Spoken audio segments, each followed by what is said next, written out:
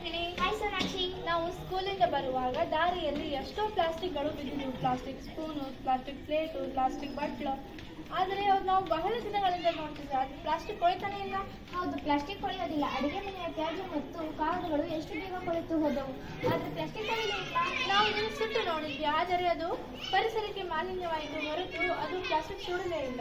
ದಾರಿಯಲ್ಲಿ ಬಿದ್ದಿದ್ದ ಪ್ಲಾಸ್ಟಿಕ್ಗಳನ್ನು ತಂದು ಮಾಡಿದ ಕ್ರಾಫ್ಟ್ಗಳನ್ನು ಅವರಿಗೆ ತೋರಿಸೋಣ. ಹಾಂ, ಸರಿ.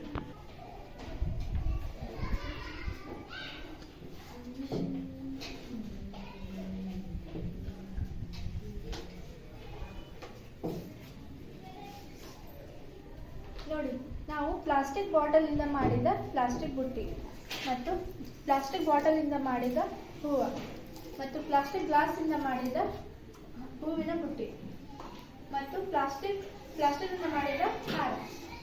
ಇದು ಪ್ಲಾಸ್ಟಿಕ್ನಿಂದ ಮಾಡಿದ ಪೆನ್ ಸ್ಟ್ಯಾಂಡ್. ಇದು ಪ್ಲಾಸ್ಟಿಕ್ ಬಾಟಲ್ನಿಂದ ಮಾಡಿದ ಪಾಟ್.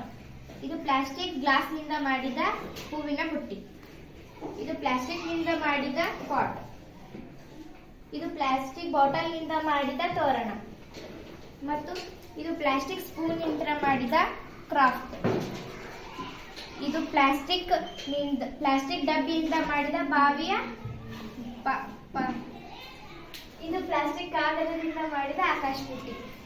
ಇವು ಎಲ್ಲ ಏಕ ಬಳಕೆಯ ಪ್ಲಾಸ್ಟಿಕ್ಗಳು. ಇವುಗಳನ್ನು ಮರುಬಳಕೆ ಮಾಡಬಾರದು ಮತ್ತು ರಸ್ತೆಯಲ್ಲಿ, ಬೀದಿಯಲ್ಲಿ ಒಗೆದರೆ ಇವುಗಳನ್ನು ಮೂಕ ಪ್ರಾಣಿಗಳು ತಿಂದು ಆರೋಗ್ಯವನ್ನು ಕೆಡಿಸಿಕೊಳ್ಳುತ್ತವೆ ಮತ್ತು ನಮ್ಮ ಪರಿಸರ ಮಾಲಿನ್ಯವಾಗುತ್ತದೆ.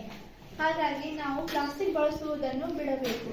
ನಾವು ಲೋಹದ ಗ್ಲಾಸು, ಲೋಹದ ಬುಟ್ಟಿ,